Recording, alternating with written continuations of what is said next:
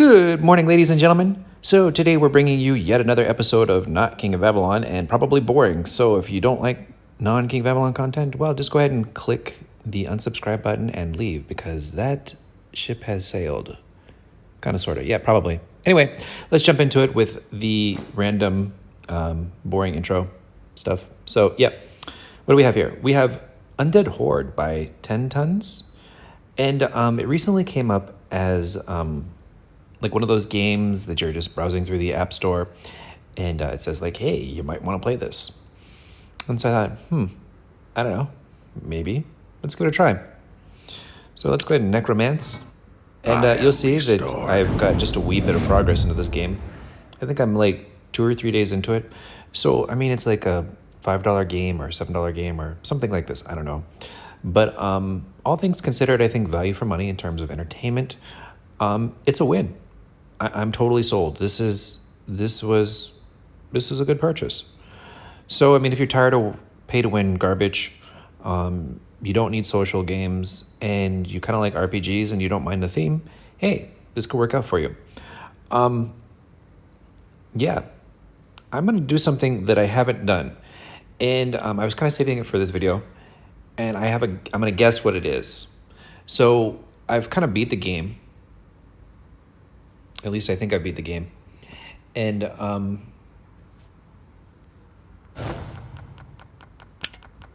yeah, so we report to him, and then he tells us to go click on this urn.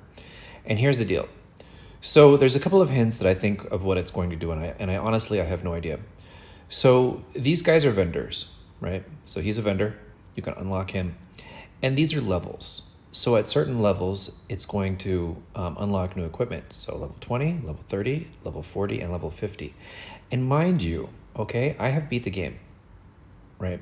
I mean, for all intents and purposes, all quests are done. I'll have to click on the urn. That's it. Everything else, see, done. So, like, yeah, what's left to do? How do you get those higher levels if you've already beat the game? And I think I beat it.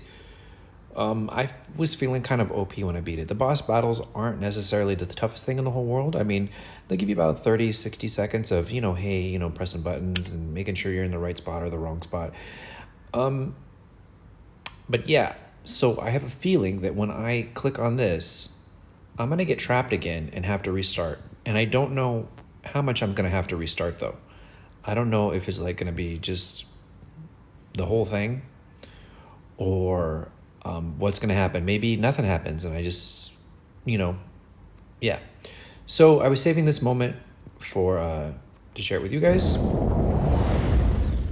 And yeah, but before we're going to do that, we're going to show you what my equipment is, because in the event that I get juked, we'll at least have known what I have and stuff like that.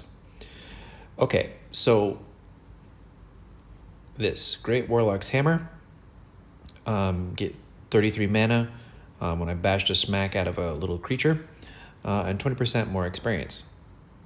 Okay, now why do I like this? That mana is used for this, and this, and this.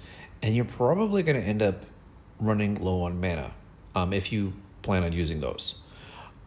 So having, a big hammer that you smack something with and you get mana, you hit something 3 times, you're good to go. I mean, if it was like gain 33 mana when you hit a living creature and it was one of those little blade thingies, that would have been even better. But hey, it's a great hammer. It's about 1 time per second. I'll take it. The next thing is a Great Shimmering Scepter of Archers. And I recently switched it from this.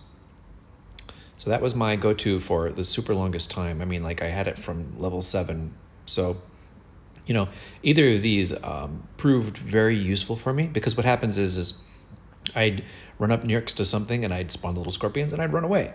Or I just kind of hang out there and I just let them kind of fake tank things, because little scorpions would poison whatever it was. So, I mean, if there was archers in the background, so if like my troops were dealing with the barbarians, I'd run around, to the archers, drop those little scorpions. The archers would be distracted with the scorpions instead of trying to hit my troops, or my little, I don't know, whatever you want to call them, my horde.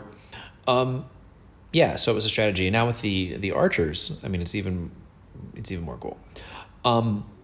But I really liked the unit hit points, and I really liked the mana capacity and the more experience and stuff like that. Now, for the one that I'm rolling with now, that mana generation, because again, I go back to the mana generation, I really loved it. It was, quite helpful. And support unit power. Now, what is that? So if you have, when you eventually unlock it, you're going to get like a couple of little support guys. And here's one of them. I think the only one that has really much value to him. He's a cleric and he helps heal the other troops. And there's another one that's like a special character. He's up here? Maybe? Yeah, this guy. So he's a dark shaman with extraordinary power. I think he heals too. Pretty sure he does. If not, he might be like this guy that just casts curse and slow down enemies. So whatever. Either way. So there's that. Now let's go on to the next piece, which is unit projectiles set on fire for 15 seconds.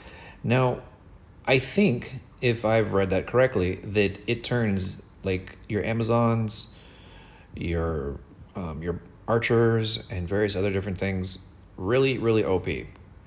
So like it's a projectile, at least I think it is, and it basically adds a whole bunch of fire to it and damage. So this thing goes from like 489 to come on, stop that. Okay, 489, to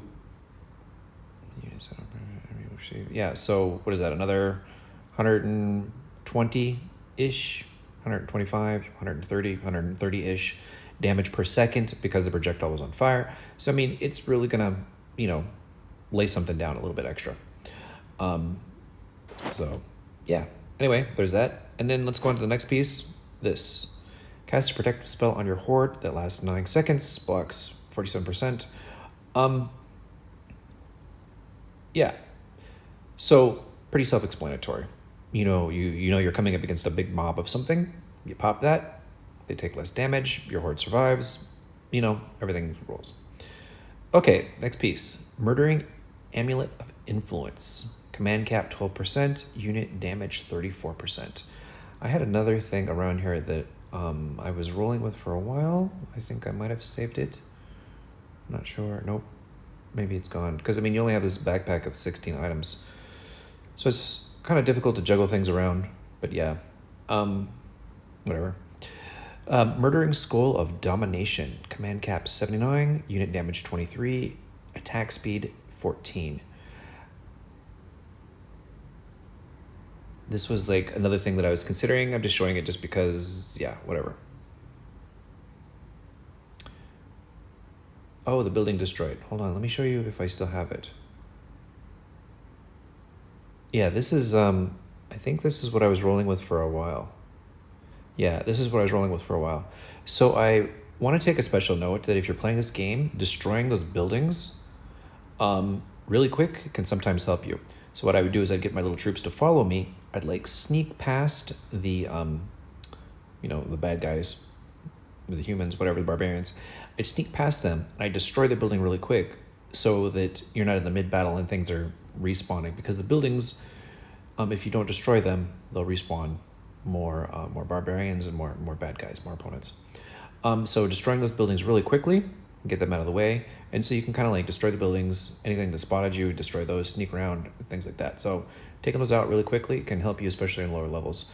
I eventually dropped it because, I'd rather have more mana, and we were just doing enough DPS that it didn't really matter. The buildings were falling down pretty quickly, but it really, in the low levels, it can really take those buildings out fairly quick.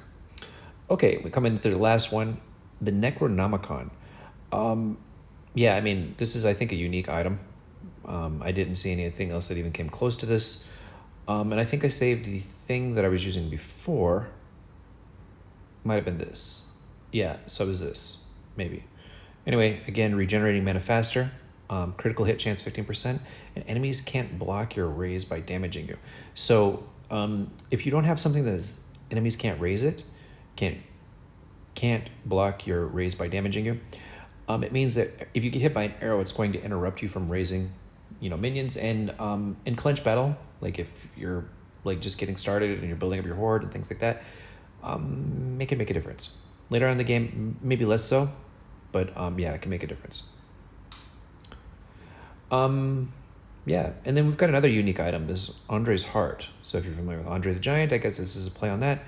You will summon giants when eaten. I never used it, I just kept it. Let's see, I think this is another, no, this was not another unique item. This was maybe a unique item.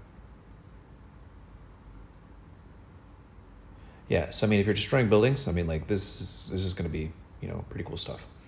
So anyway, that's my take on the game. And if you guys were waiting for me to click this button, yeah, let's do that. I am too burdened to carry more. Let's go over here first and get some junk. We're gonna get our rewards. Yeah.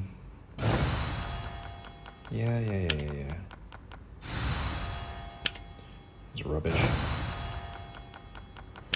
So we're gonna get our rewards from the commander. And then I'm probably gonna go sell some of this junk.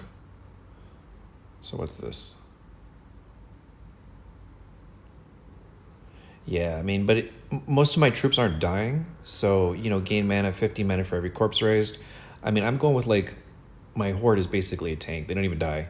I just keep them alive and they just like smash the smack out of everything. You know, okay, great. This is good for experience. Damages an enemy, gain more experience. What was that other junky thing? Yeah, this. We're just going to hold on to that. So, okay, here we go. Urn clicking time. I shall fulfill my destiny. Going back into the urn will start slumber. You will wake up in a new era. Changing the era will reset the world except for the necromancer. This can never be reversed. The higher the era, the more powerful the enemies and stronger things can happen. Okay. Current era 1. Target era 2. Let's do it. Entering slumber will reset the world and start it again with the determined era. Your necromancer will only... Okay. Yeah, let's do it. Pow. So I guess we're going to do the startup tutorial thingy, chicken. Let's see what's... Okay. So I'm naked. Bung. Yep. That didn't, yeah. Join the horde. I got chicken. Alrighty. So, yeah, that kind of sucks. But, I mean, you know, if you want to play this game, you know, multiple times and get more powerful and cool stuff and stuff like that, well, there you go. So, all right, love you guys, and hopefully you enjoyed this review and kind of a tutorial-ish of Undead Hoard. Okay, love you, and bye-bye for now.